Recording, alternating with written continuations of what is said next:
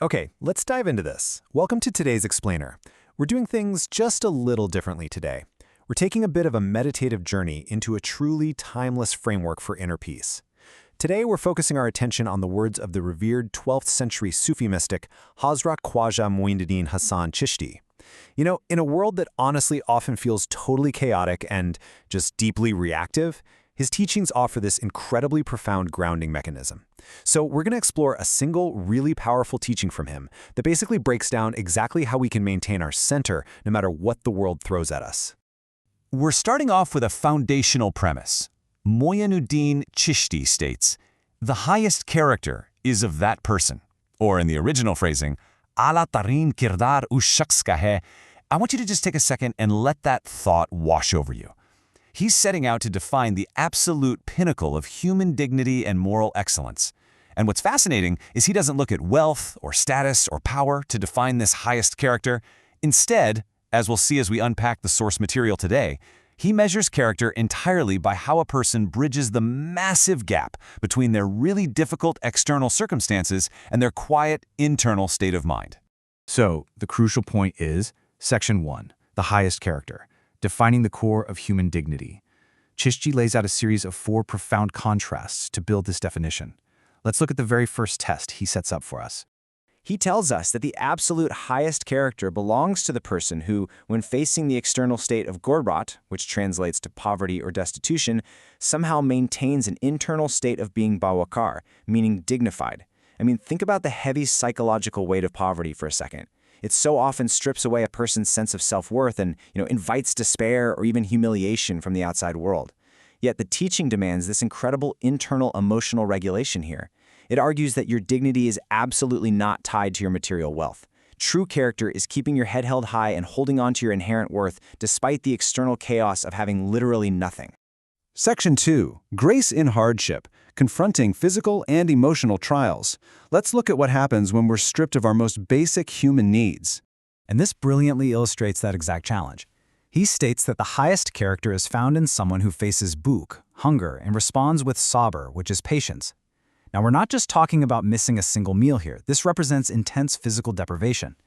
When the human body is crying out for sustenance, the natural biological response is just pure desperation.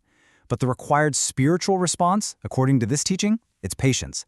It's mastering that intense physical urge with a really quiet, unshakable strength of the spirit.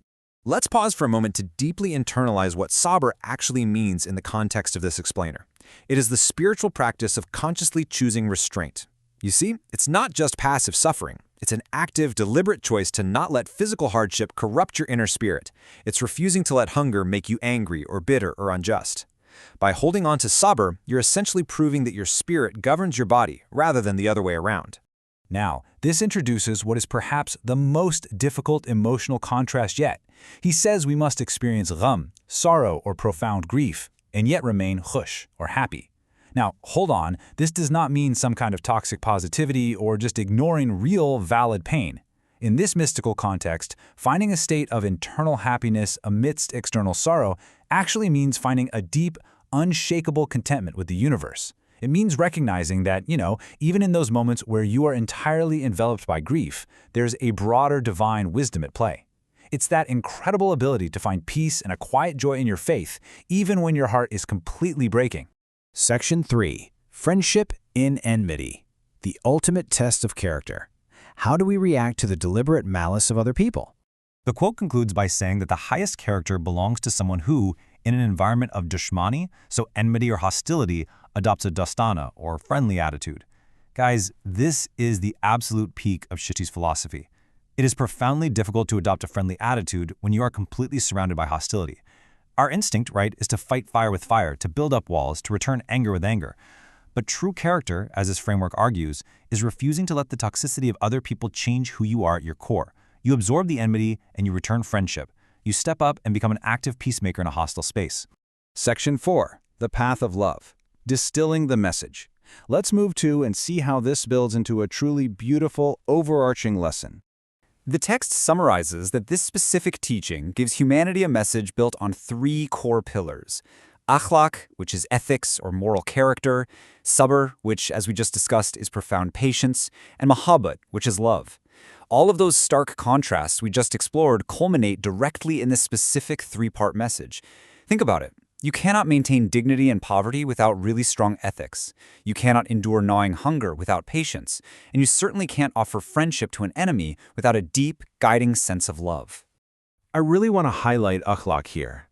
In Chishti's framework, akhlaq represents the foundational ethics that tie all of these internal states together.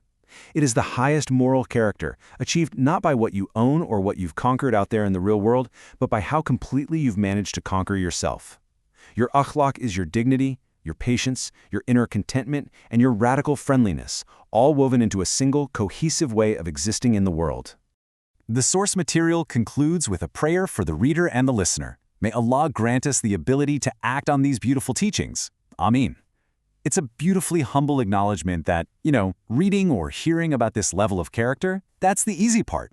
But actually living it, that is the spiritual work of a lifetime. It requires a constant, highly conscious effort to elevate our internal responses way above our external triggers. So as we wrap up this explainer, I want to leave you with a thought directly from the very core of what we just learned. Look, we all face moments of frustration, hostility, or enmity. Maybe it's sitting in traffic, maybe it's a conflict at work, or maybe it's just scrolling online. So I ask you, how will you maintain a friendly attitude in your moments of enmity today? When the world tests your character, what internal state will you choose to project back into it? Take that reflection with you. Thank you so much for joining me on this journey, and I'll catch you in the next explainer.